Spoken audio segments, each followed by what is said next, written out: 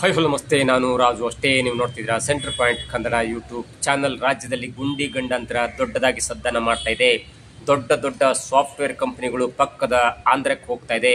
ಮುಖ್ಯಮಂತ್ರಿ ಪಟ್ಟಕ್ಕಾಗಿ ಕಾಂಗ್ರೆಸ್ ಪಕ್ಷದಲ್ಲೇ ಎರಡು ಬಣಗಳ ನಡುವೆ ತಾನು ಮುಖ್ಯಮಂತ್ರಿ ಆಗಬೇಕು ಎನ್ನುವಂಥ ಈ ಪಟ್ಟಕ್ಕಾಗಿ ದೊಡ್ಡ ಹೋರಾಟವೇ ನಡೀತಾ ಇದೆ. ಆದರೂ ಕೂಡ ಬಿಜೆಪಿ ಯಾವುದೇ ಹೋರಾಟ ಮಾಡ್ತಾ ಇಲ್ಲ. ಯಾಕೆ? ಬಾಯಿ ಮುಚ್ಚಿ ಕೂತ್ಕೊಂಡಿರುವಂಥ ಬಿಜೆಪಿಯ ಹಿನ್ನೆಲೆ ಏನು, ಪ್ಲ್ಯಾನ್ ಏನು? ಜೊತೆಗೆ ಏನಾದರೂ ಬಾಯಿ ಬಿಟ್ಟರೆ ಕಾಂಗ್ರೆಸ್ ಸರ್ಕಾರ ಅಧಿಕಾರನ ಉಪಯೋಗಿಸ್ಕೊಂಡು ನಮ್ಮ ಮೇಲೆ ತನಿಖೆಯನ್ನು ಮಾಡುತ್ತಾ ಎನ್ನುವ ಭಯದಿಂದ ಏನಾದರೂ ಬಿಜೆಪಿ ಹಿಂದೇಟು ಹಾಕ್ಕೊಂಡು ಕೂತ್ಕೊಂಡಿದೆಯಾ, ಅಥವಾ ಈ ಬಾಯಿ ಮುಚ್ಚು ಕೂತ್ಕೊಂಡಿರುವುದರ ಹಿಂದೆ ಏನಾದರೂ ದೊಡ್ಡ ಪ್ಲ್ಯಾನ್ ಇದೆಯಾ? ಇವೆಲ್ಲವನ್ನು ನೋಡೋಣ. ಅದಕ್ಕಿಂತ ಮೊದಲು ಇಲ್ಲಿ ತನಕ ನಮ್ಮ ಚಾನಲ್ನ ಸಬ್ಸ್ಕ್ರೈಬ್ ಮಾಡಿಲ್ಲ ಅಂದರೆ ಈಗಲೇ ಸಬ್ಸ್ಕ್ರೈಬ್ ಮಾಡಿ, ಜೊತೆಗೆ ಕಾಮೆಂಟ್ಗಳ ಮುಖಾಂತರ ತಮ್ಮ ಅಭಿಪ್ರಾಯವನ್ನು ತಿಳಿಸಬಹುದು. ಎಸ್ ವೀಕ್ಷಕರೇ, 2023ರಲ್ಲಿ 136 MLAಗಳನ್ನ ಗೆಲ್ಲಿಸ್ಕೊಂಡು ಬಂದು ಅಧಿಕಾರವನ್ನು ಹಿಡಿದಂಥ ಕಾಂಗ್ರೆಸ್ ಇದೀಗ 2.5 ವರ್ಷಗಳ ಅವಧಿಯನ್ನು ಮುಗಿಸುವಂಥ ಹಂತಕ್ಕೆ ಬಂದಿದೆ. ಮತ್ತು ರಾಜ್ಯದಲ್ಲಿ ಅಷ್ಟೇ ದೊಡ್ಡದಂಥ ಗೊಂದಲ ಕೂಡ ಇದೆ. ಒಂದು ಕಡೆ ಎರಡು ಬಣಗಳು, ಅಂದರೆ ಸಿದ್ದರಾಮಯ್ಯನವರು ತಾನೇ ಮುಖ್ಯಮಂತ್ರಿಯಾಗಿ ಮುಂದುವರಿತೇನೆ, ಯಾವುದೇ ಕಾರಣಕ್ಕೂ ಮುಖ್ಯಮಂತ್ರಿಯ ಬದಲಾವಣೆ ಇಲ್ಲ, ಯಾವ ದಲಿತ CM ಇಲ್ಲ, ಯಾವ ಒಕ್ಕಲಿಗ CM ಇಲ್ಲ, ನಾನೇ ಮುಖ್ಯಮಂತ್ರಿ ಆಗಿರ್ತೇನೆ, 2028ರಲ್ಲಿ ಮತ್ತೆ ಏನಾದರೂ ಪಕ್ಷ ಅಥವಾ ನಮ್ಮ ಬೆಂಬಲಿಗರು ಒತ್ತಾಯ ಮಾಡಿದ್ರೆ ನಾನು ಮತ್ತೆ ಚುನಾವಣೆಗೆ ನಿಲ್ತೇನೆ ಎನ್ನುವಂಥ ನೇರವಾದ ಸ್ಪಷ್ಟನೆಯನ್ನು ಕೊಟ್ಟು ಮುಖ್ಯಮಂತ್ರಿ ಬದಲಾವಣೆ ಇಲ್ಲ ಎನ್ನುವಂಥ ಮಾತನ್ನು ಕೂಡ ಹೇಳ್ತಾ ಇದ್ದಾರೆ. ಜೊತೆಗೆ DK ಶಿವಕುಮಾರ್ ಅವರು ತನಗೆ ಬರಬೇಕಾದಂಥ ಪಾಲು ಬರಲೇಬೇಕು, ನಾನು ಮುಖ್ಯಮಂತ್ರಿ ಆಗ್ತೇನೆ, ಇಲ್ಲ ಅಂದರೆ ಮುಂದೆ ಆಗುವಂಥ ಅನಾಹುತಕ್ಕೆ ತಾವೇ ದಾರಿ ಮಾಡಿಕೊಟ್ಟಂಗಾಗತ್ತೆ ಎಂದು ಹೇಳುವುದರ ಮುಖಾಂತರ ಸಿಂಬಲ್ ಆಫ್ ಲಾಯಲ್ಟಿಯ ಬಗ್ಗೆ ಮತ್ತೆ ಮತ್ತೆ ಪ್ರಸ್ತಾಪವನ್ನು ಮಾಡ್ತಾನೆ ಇದ್ದಾರೆ. ಇದರ ನಡುವೆ ನೋಡಿ, ಕಾಂಗ್ರೆಸ್ ಸರ್ಕಾರ ಅಧಿಕಾರಕ್ಕೆ ಬರುವ ಮುನ್ನ 2023ರಲ್ಲಿ ಒಂದು 5 ಗ್ಯಾರಂಟಿ ಯೋಜನೆಗಳನ್ನು ಘೋಷಣೆ ಮಾಡಿತ್ತು. ಆ 5 ಗ್ಯಾರಂಟಿ ಯೋಜನೆಗಳನ್ನು ಘೋಷಣೆ ಮಾಡಿದ ನಂತರ ಅದಕ್ಕೆ ಹಣ ಪೂರೈಕೆ ಹಂತವಾಗಿ 60,000 ಕೋಟಿ, ಸರಿಸುಮಾರು 59,000 ಕೋಟಿ ಹಣ ಕೂಡ ಬೇಕಾಗಿತ್ತು. ಅದನ್ನು ತೆಗೆದಿಡುವಂಥ ಸಂದರ್ಭದಲ್ಲಿ ಸರ್ಕಾರದ ಅಭಿವೃದ್ಧಿ ಕೂಡ ಕುಂಠಿತವಾಗಿತ್ತು. ಅದು ರಸ್ತೆ ಗುಂಡಿ ಆಗಿರ್ಬೋದು, ಅಥವಾ ಗ್ಯಾರಂಟಿ ಯೋಜನೆಗಳಿಗೆ ಹಣವನ್ನು ಸಮರ್ಪಕವಾಗಿ ಹಾಕದೇ ಇರುವಂಥ ವಿಷಯ ಆಗಿರ್ಬೋದು, ಅಥವಾ ಬೇರೆ ಬೇರೆ ಮೂಡ ಹಗರಣ ಆಗಿರ್ಬೋದು, ಅಥವಾ ವಾಲ್ಮೀಕಿ ಹಗರಣ ಆಗಿರ್ಬೋದು. ಹೀಗೆ ರಾಜ್ಯ ಸರ್ಕಾರದ ವಿರುದ್ಧವಾಗಿ ಪ್ರತಿಪಕ್ಷಗಳು ವಾಗ್ದಾಳಿ ಮಾಡಲಿಕ್ಕೆ ನೂರಾರು ಕಥೆಗಳಿದ್ದು, ನೂರಾರು ಒಂದು ವಿಷಯಗಳಿದ್ದು. ಆದರೆ ಬಿಜೆಪಿ ಯಾವುದೇ ಕಾರಣಕ್ಕೂ ಕಾಂಗ್ರೆಸ್ ವಿರುದ್ಧ ಹೋರಾಟ ಮಾಡ್ತಾ ಇಲ್ಲ. ಗುಂಡಿ ಗಂಡಾಂತರ ಬಿದ್ದು ರಾಜ್ಯವೇ ದೊಡ್ಡ ಸಮಾಧಿ ಆಗಿದ್ರೂ ಕೂಡ ಬಿಜೆಪಿ ಪಕ್ಷ, ವಿರೋಧ ಪಕ್ಷ ಯಾವುದೇ ಕಾರಣಕ್ಕೂ ಕೂಡ ಕಾಂಗ್ರೆಸ್ ವಿರುದ್ಧ ಮುಗಿಬೀಳ್ತಾ ಇಲ್ಲ. ಇದರ ಹಿಂದೆ ಒಂದೆರಡು ಕಥೆಗಳನ್ನು ನೋಡ್ತಾ ಹೋದ್ರೆ ನೋಡಿ, ವಾಲ್ಮೀಕಿ ಹಗರಣ ಆಗಿ 180 ಕೋಟಿ 190 ಕೋಟಿ ಹಣವನ್ನು ಯಾವುದೋ ಒಂದು ಬ್ಯಾಂಕ್ ಮುಖಾಂತರ ಬೇರೆಯವರಿಗೆ ಟ್ರಾನ್ಸ್ಫರ್ ಮಾಡಿದಾಗ ಆ ಹಗರಣ ಬೆಳಕಿಗೆ ಬರುತ್ತೆ ಮತ್ತು ಬಿಜೆಪಿ ಒಂದು ಹೋರಾಟ ಮಾಡ್ತಾರೆ. ಜೊತೆಗೆ ಆ ಸಚಿವ ಸ್ಥಾನಕ್ಕೆ ಬಿ ನಾಗೇಂದ್ರ ಅವರು ಕೂಡ ವಾಲ್ಮೀಕಿ ನಿಗಮದ ಹಗರಣದ ಹಿನ್ನೆಲೆಯಲ್ಲಿ ಅವರು ರಿಸೈನ್ ಮಾಡಬೇಕಾಗಿ ಬರುತ್ತೆ. ಅದಾದ ನಂತರ ಆಗಲೂ ಕೂಡ ಈ ಬಿಜೆಪಿಯ ಹೋರಾಟವನ್ನು ಒಂದು ಮಟ್ಟ ಹಾಕಬೇಕು, ಈಗಾಗಲೇ ಒಬ್ಬ ಸಚಿವನ ರಾಜೀನಾಮೆ ಕೊಡಿಸಿದಾಗಿದೆ, ಮುಂದೆ ಏನಾದರೂ ಹೀಗೆ ಮುಂದುವರೆದರೆ ಬಿಜೆಪಿ ನಮ್ಮ ವಿರುದ್ಧ ತಿರುಗಿ ಬೀಳುತ್ತೆ ಅನ್ನುವಂಥ ಕಾರಣಕ್ಕಾಗಿ 40% ಕಮಿಷನ್ ವಿಚಾರವನ್ನು ತನಿಖೆ ಮಾಡ್ತೇನೆ ಎನ್ನುವಂಥ ಬೆದರಿಕೆಯನ್ನು ಹಾಕಿ ತನಿಖೆ ಕೂಡ ಮಾಡ್ತು. ಜೊತೆಗೆ ಬಿಜೆಪಿ ಪಕ್ಷಕ್ಕೆ ಬೆದರಿಕೆ ಕೂಡ ಪರೋಕ್ಷವಾಗಿ ಹಾಕ್ತು. ಅದಾದ ನಂತರ CM ಅವರು ಒಳಗೊಂಡಿದ್ದಾರೆ ಎನ್ನಲಾದಂಥ ಈ ಮೂಡ ಹಗರಣ ಇದೆಯಲ್ಲ, ಅಲ್ಲೂ ಕೂಡ ಹಗರಣ ಹೊರಗೆ ಬಂದಾಗ ಬಿಜೆಪಿ ದೊಡ್ಡದಂಥ ಒಂದು ಪ್ರತಿಭಟನೆ ಮಾಡ್ತು. ಬೆಂಗಳೂರಿಂದ ಮೈಸೂರು ತನಕ ಪ್ರತಿಭಟನೆ ಮಾಡಿ ಅಲ್ಲಿ ದೊಡ್ಡ ರ್ಯಾಲಿ ಮಾಡಿ ಈ ಹಗರಣ ಅಂದರೆ CM ಅವರು 14 ಸೈಟ್ಗಳನ್ನು ತೆಗೆದುಕೊಂಡಿದ್ದಾರೆ, ಅಂದರೆ ಅವರ ಪತ್ನಿಯವರ ಹೆಸರಿಗೆ ಬರೆಸ್ಕೊಂಡಿದ್ದಾರೆ, ಇದು ಕೂಡ ಅವ್ಯವಹಾರ ಹಾಗೆ ಹೀಗೆ ಅನ್ನುವಂಥ ಒಂದು ಆರೋಪ ಮಾಡ್ತು. ಆ ಆರೋಪ ಮಾಡಿದ ಮರುಕ್ಷಣವೇ ಸರ್ಕಾರ 2019-20ರಲ್ಲಿ ಆದಂಥ ಕೋವಿಡ್ ಹಗರಣದಲ್ಲಿ ಆದಂಥ 10,000-15,000 ಕೋಟಿ ಅವ್ಯವಹಾರವನ್ನು ಬೆಲೆಗಿಳುತ್ತೇನೆ ಮತ್ತು ತನಿಖೆ ಅಂಗವಾಗಿ ಒಂದು ತನಿಖೆ ಆಯೋಗವನ್ನು ಕೂಡ ನೇಮಕ ಮಾಡಿ ತನಿಖೆಯನ್ನು ಸ್ಟಾರ್ಟ್ ಮಾಡ್ತು. ಆ ಮುಖಾಂತರ ಬಿಜೆಪಿಗೆ ಮತ್ತೆ ಬೆದರಿಕೆಯನ್ನು ಹಾಕ್ತು. ಹೀಗಾಗಿ ಬಿಜೆಪಿಗೆ ಇದರ ಸವಾಸೆ ಬೇಡಪ್ಪ, 2028 ತನಕ ನಾವು ಸುಮ್ಮನಿದ್ ಬಿಡುವ, ಗುಂಡಿ ಬಿದ್ದರೆ ಒಳ್ಳೆಯದು, ಸರ್ಕಾರದಲ್ಲಿ ಅಭಿವೃದ್ಧಿ ಆಗದಿದ್ರು ಒಳ್ಳೆಯದು, ಸರ್ಕಾರದಲ್ಲಿ ಗುಂಡಿ ಮುಚ್ಚದೇ ಇದ್ರು ಒಳ್ಳೆಯದು, ನೆರೆ ಬಂದರೂ ಒಳ್ಳೆಯದು, ಬರ ಬಂದರೂ ಒಳ್ಳೆಯದು, ಒಟ್ಟಾಗಿ ನಮ್ಮ ರಾಜ್ಯ ಉದ್ಧಾರ ಆಗದಿದ್ರು ಒಳ್ಳೆಯದು. ಯಾಕಂದರೆ 2028ಕ್ಕೆ ಅದನ್ನೇ ಮೂಲವಾಗಿ ಇಟ್ಕೊಂಡು ನಾವು ಚುನಾವಣೆಯನ್ನು ಎದುರಿಸಿದ್ರಾಯ್ತು ಮತ್ತು ಸರ್ಕಾರದ ವಿರುದ್ಧ ಮುಗಿಬೀಳಲಿಕ್ಕಾಗತ್ತೆ. ಏನಾದರೂ ನಾವು ಗುಂಡಿ ಇದೆ, ನೀವು ಸರ್ಕಾರ ಸರಿಯಾಗಿ ಕೆಲಸ ಮಾಡ್ತಿಲ್ಲ ಅಂತ ಒತ್ತಾಯ ಮಾಡಿ ಪ್ರತಿಭಟನೆ ಮಾಡಿದ್ರೆ ಅವರು ಆ ಚಿಕ್ಕ ಪುಟ್ಟ ಕೆಲಸ ಮಾಡಿ ಗುಂಡಿ ಮುಚ್ತಾರೆ. ಹಾಗಾಗಬಾರ್ದು, ಗುಂಡಿಯಾಗಿ ಇರಬೇಕು. ನೋಡಿ, ಈ ಗ್ಯಾರಂಟಿ ವಿಷಯದಲ್ಲೂ ಕೂಡ ಮೊದಲು 10 kg ಅಕ್ಕಿಯನ್ನು ಕೇಂದ್ರ ಮತ್ತು ರಾಜ್ಯ ಸರ್ಕಾರ ಒಟ್ಟಾಗಿ ಕೊಡುವಂಥ ಒಂದು ಭರವಸೆಯನ್ನು ಕೊಟ್ಟಿತ್ತು. ಆದರೆ ತನಗೆ ಸರಿಯಾಗಿ ಅಕ್ಕಿ ಸಿಗ್ತಾ ಇಲ್ಲ ಅನ್ನೋ ಕಾರಣಕ್ಕೆ 5 kg ಅಕ್ಕಿಯನ್ನು ಕೊಟ್ಟು ಪ್ರತಿ ವ್ಯಕ್ತಿಗೆ, ಮತ್ತು 5 kg ಅಕ್ಕಿ ಬದಲಾಗಿ ಪ್ರತಿ ಕೆಜಿಗೆ 170, ಅಂದರೆ ಒಂದು ವ್ಯಕ್ತಿಗೆ 170 ರೂಪಾಯಿ ಅಂತ ಹಣ ಕೊಡುವಂಥ ವಿಚಾರ ಕೂಡ ಆಯಿತು. ಅದು ಕೂಡ 1 ವರ್ಷ ನಡೀತು. ಅದಾದ ನಂತರ ಅಕ್ಕಿ ಸಿಕ್ತು, ಹಾಗಾಗಿ 10 kg ಅಕ್ಕಿ ಕೊಡುವಂತ ಒಂದು ನಿರ್ಧಾರ ಮಾಡ್ತು. ಇದೀಗ 10 kg ಅಕ್ಕಿ ಕೊಟ್ಟ ನಂತರ ಇದೀಗ ಮತ್ತೆ 5 kg ಅಕ್ಕಿಯನ್ನು ನಿಲ್ಲಿಸಿ ಇಂದಿರಾ ಕಿಟ್ ಎನ್ನುವಂತ ಒಂದು ಹೆಸರಿನಲ್ಲಿ 5 kg ಅಕ್ಕಿ ಬದಲಾಗಿ ದಿನಸಿ ಕಿಟ್ ಅನ್ನು ಕೊಡುವಂತ ಒಂದು ನಿರ್ಧಾರಕ್ಕೂ ಬಂದಿದೆ. ಹೀಗಾಗಿ ಸರ್ಕಾರದಲ್ಲಿ ಯಾವುದೋ ಒಂದು ಪ್ಲಾನ್ ಸರಿಯಾಗಿ ಆಗ್ತಾ ಇಲ್ಲ.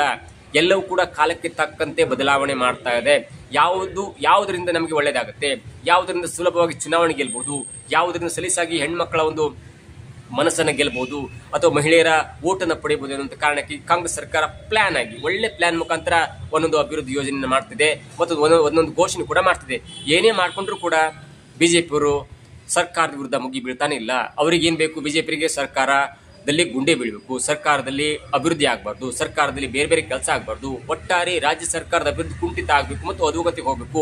ಇದನ್ನೇ ಇಟ್ಕೊಂಡು ನಾವು 2028ಕ್ಕೆ ಚುನಾವಣೆ ಎದುರಿಸಲಿಕ್ಕಾಗುತ್ತೆ. ಒಂದು ವೇಳೆ ನಾವು ಈಗ ಹೋರಾಟ ಮಾಡಿದ್ರೆ ಮತ್ಯಾವುದೋ ಕೇಸ್ ಹಾಕ್ಬಿಡ್ತಾರೆ. ಯಾಕಂದ್ರೆ ಕಾಂಗ್ರೆಸ್ ಜೊತೆ ನಾವು ಕೂಡ ಸ್ವಲ್ಪ ರಾಜ್ಯವನ್ನು ಮುಂಡಾಯಿಸ್ಬಿಟ್ಟಿದ್ದೇವೆ. ಕಾಂಗ್ರೆಸ್ ಒಂದೇ ಮುಂಡಾಯಿಸಿಲ್ಲ, ನಾವು ಕೂಡ ಮುಂಡಾಯಿಸ್ಕೊಬಿಟ್ಟಿದ್ದೀವಿ. ಹಾಗಾಗಿ ಕಾಂಗ್ರೆಸ್ ವಿರುದ್ಧ ನಾವು ಏನಾದರೂ ಮುಗಿಬಿದ್ರೆ ನಮ್ಮ ಹಗರಣ ಕೂಡ ಅವರಿಗೆ ಗೊತ್ತಾಗುತ್ತೆ ಅನ್ನುವಂಥ ದೃಷ್ಟಿಯಲ್ಲಿ 2028 ಮಾರ್ಚ್ ತನಕ, ಅಂದ್ರೆ ಮಾರ್ಚ್ ಮೊದಲ ವಾರದಲ್ಲಿ ಚುನಾವಣೆ ಘೋಷಣೆ ಆಗುತ್ತೆ. ಆ ಚುನಾವಣೆ ಘೋಷಣೆ ಆದ ನಂತರ ರಾಜ್ಯ ಸರ್ಕಾರದ ಅಧಿಕಾರ ಇರಲ್ಲ, ಎಲ್ಲವೂ ಕೂಡ ಚುನಾವಣಾ ಆಯೋಗದ ಹತ್ರ ಅಧಿಕಾರ ಇರುತ್ತೆ. ಹಾಗಾಗಿ ಮಾರ್ಚ್ ಇಂದ ಚುನಾವಣೆಯ ಘೋಷಣೆಯಾದ ಮರುಕ್ಷಣದಿಂದ ಇವೆಲ್ಲವನ್ನ ಪಟ್ಟಿ ಮಾಡ್ಕೊಂಡು ನಾವು ರಾಜ್ಯ ಸರ್ಕಾರದ ವಿರುದ್ಧ ಮುಗಿಬೀಳಬೇಕು ಮತ್ತು ಕಾಂಗ್ರೆಸ್ ಸರ್ಕಾರದ ವಿರುದ್ಧ ಮುಗಿಬಿದ್ರೆ ಅದು ನಮ್ಮ ಮುಂದಿನ ಚುನಾವಣೆಗೆ ಒಳ್ಳೆಯದಾಗುತ್ತೆ ಮತ್ತು ನಾವು ಸಲೀಸಾಗಿ ಗೆಲ್ಲಬಹುದು.